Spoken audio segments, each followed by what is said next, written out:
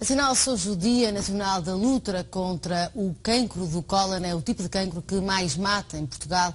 É por isso mesmo que temos o gosto de ter connosco hoje em estúdio o Vítor Neves, é presidente da Europa Colon Portugal, uma IPSS que se foca então no apoio aos doentes de cancro. Seja muito bem-vindo, é um gosto estar consigo, Vítor. Ora, começava pelos números, são de facto números preocupantes, cerca de 1,4 milhões de novos casos no mundo anualmente. Em Portugal é de resto o tipo de cancro que mais mata, muito à custa do tipo de alimentação provavelmente que vamos tendo, certo?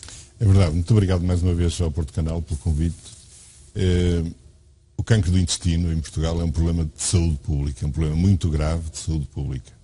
Nós todos temos ouvido e estamos todos muito atentos àquilo que tem acontecido nos incêndios, mas não desvalorizando de facto a tragédia, que foi muito grave. 60 pessoas que morrem num incêndio correspondem a 6 dias de mortes em Portugal de cancro do intestino. Portanto, a incidência do cancro do intestino em Portugal são cerca de 8 mil casos novos todos os anos e morrem 11 pessoas por dia. Isto é um caso muito grave de saúde pública, tanto mais grave é que há uma solução para este assunto, ou seja, se houvesse um rastreio de base populacional implementado em Portugal, como há, por exemplo, na mama, este problema não acontecia e, portanto, o cancro estava despistado e as pessoas eram tratadas em tempo. Até porque, nos casos em que a doença é detectada com relativa precocemente, há 90% de hipótese de cura. Portanto, estamos a falar, de facto, aqui de dados muito significativos quando olhamos para o número de mortes e para a prevalência da doença em outros países onde o diagnóstico é, de facto, precoce. Esta doença demora 6 ou 8 anos a crescer, portanto, temos todos tempo e conhecemos os processos para encontrar cedo e então chegar aos números que está a dizer e que é verdade. E se assim não for, a relação inverte-se. Há 3 focos principais, 3 áreas de risco principais na doença do cancro do intestino. A idade, a partir de 50 aos 74 anos, é obrigatório que todas as pessoas façam o rastreio do cancro do intestino. O risco familiar também é muito grande. Quem tiver ascendentes do primeiro grau que tenham tido a doença deve fazer o rastreio antes de pais e avós, antes do primeiro ano, e também alguma sintomatologia. Portanto, não havendo os 2 primeiros casos, as pessoas tiverem perda de sangue nas fezes, alterações dos hábitos intestinais permanentes sem razão, diarreia ou obstipação permanente, dores abdominais, perda de peso ou emagrecimento, devem procurar, não quer dizer que tenham uma doença oncológica, mas são sintomas que devem ser despistados e os médicos de família estão atentos e devem procurar os meios para despistar essa doença. Portanto, esta doença tem forma de se controlar, porque, se assim for, poupam-se imensas vidas, que é aquilo que é mais importante para nós, elimina-se grande parte do sofrimento, mesmo daqueles que sobrevivem, e são muitos, sofrem bastante, e por estranho que pareça, poupam-se milhões de euros ao Serviço Nacional de Saúde todos os anos. Era nessa questão que eu gostaria de tocar, porque muito provavelmente não acontece um rastreio, como acontece, por exemplo, no cancro da mama, à custa do peso destes exames para o Serviço Nacional de Saúde, porque são mais dispendiosos, estamos a falar de colonoscopias e, portanto, são mais dispendiosas. O que acaba por ser um contrassenso, porque de facto, como temos números muito elevados de pessoas com cancro do intestino, depois obriga a uma despesa muito grande do Estado. Não é por um lado, é por outro.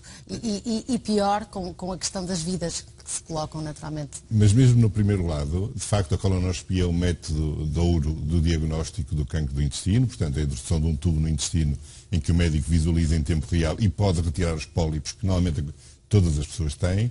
Mas aquilo que mais está divulgado e que mais se pratica na Europa é a pesquisa de célula oculta nas fezes, que é um teste muito barato, estamos a falar de cêntimos ou de poucos euros, e que consegue, através da pesquisa de célula oculta nas fezes, detectar se é positiva ou negativa. Se for positiva, cada pessoa tem que fazer uma colonoscopia de imediato. Se for negativa, tem que repetir o exame todos os anos. Porquê? Porque o grande inconveniente da pesquisa de célula oculta nas fezes é que tem 50% de falsos negativos. E, portanto, é um teste que tem que se repetir todos os anos, enquanto uma colonoscopia visualiza-se em tempo real o intestino, mas pelo menos que haja uma pesquisa de célula oculta nas fezes em Portugal, que é o método que se usa quase em toda a Europa e que é um método que despista mais de 33% dos casos de cancro do intestino.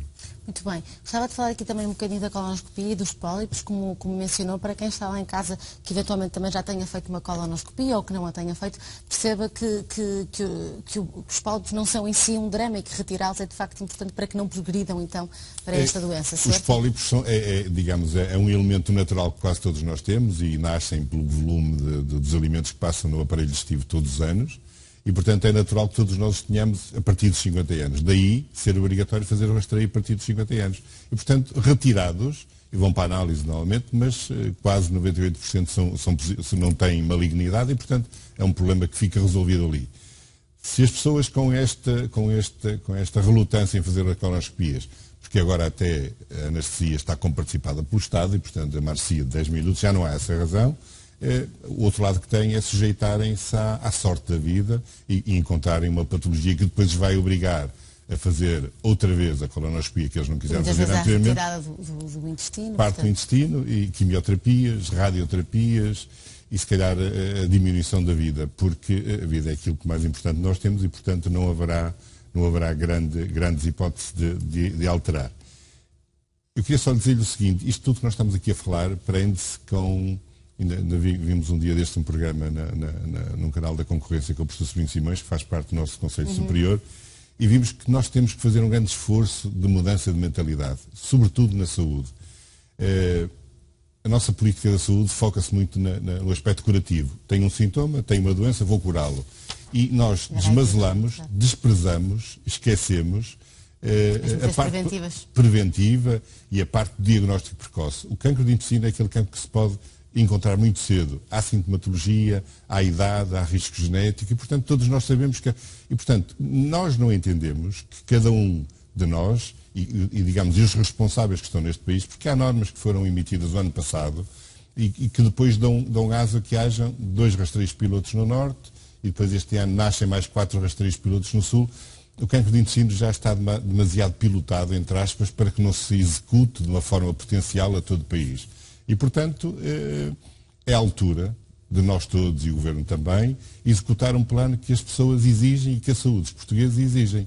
Deixava ficar aqui uma mensagem também, porque é outro dado que a Europa Colon Portugal tem valorizado muito. Os portugueses têm que intervir no seu processo de saúde. Era aí que eu gostava também de tocar, até mesmo com a questão da alimentação. O que é que nós, individualmente, podemos fazer para minimizar o risco de contrairmos esta doença? Nós, por acaso, conhecemos numa área que não exatamente esta, mas ligada à alimentação, já não se lembra, e conhecemos aí. De facto, as atitudes comportamentais, mais do que a genética, está provado hoje em dia, são aquelas que vão definir a probabilidade ou não de nós podermos vir a ter nos próximos 10 ou 15 anos todos uma doença oncológica. A percentagem está a aumentar, a longevidade das pessoas está a aumentar, o risco das doenças aumenta também. E, portanto, mais do que a genética, o nosso comportamento, a alimentação, o exercício físico, e parece que as corridas não são mais adequado, mas um exercício físico adequado à idade de todos nós, e um comportamento adequado. Nós entramos num automóvel e a primeira coisa que pomos é um cinto de segurança. Nós sentamos a uma mesa e parece que não tiver nada que saia fora de todos os limites, nós não ficamos bem. Nós não temos que ser todos vegetarianos, mas temos que ser todos inteligentes na alimentação. Comemos, eu chamo-lhe mais inteligentes. Comemos 5 vezes por dia, repetimos isso várias vezes por dia. A obesidade em Portugal nas crianças já ultrapassa os 35%. Certo, mais de um terço das crianças, portanto, um dado muito É verdade, mais de 35%. E isso é um valor muito mau se nós pudermos associá-los às sociedades que nós vimos, às afro-americanas, que têm a média de peso que têm e depois têm os custos da saúde que isso vai provocar e, sobretudo, a desvalorização das pessoas, porque a Europa Colon Portugal está nas escolas EB23 todos os anos em vários trabalhos que faz o ano letivo inteiro e, portanto, nós vimos a realidade do que é a alimentação das crianças, seja na escola, seja em casa. E é verdadeiramente assustadora, também sou, enquanto mãe, também lhe digo. Foi um gosto estar consigo, Vítor, mais tempo estaremos à conversa. Fica aqui a sua mensagem. Muito obrigada.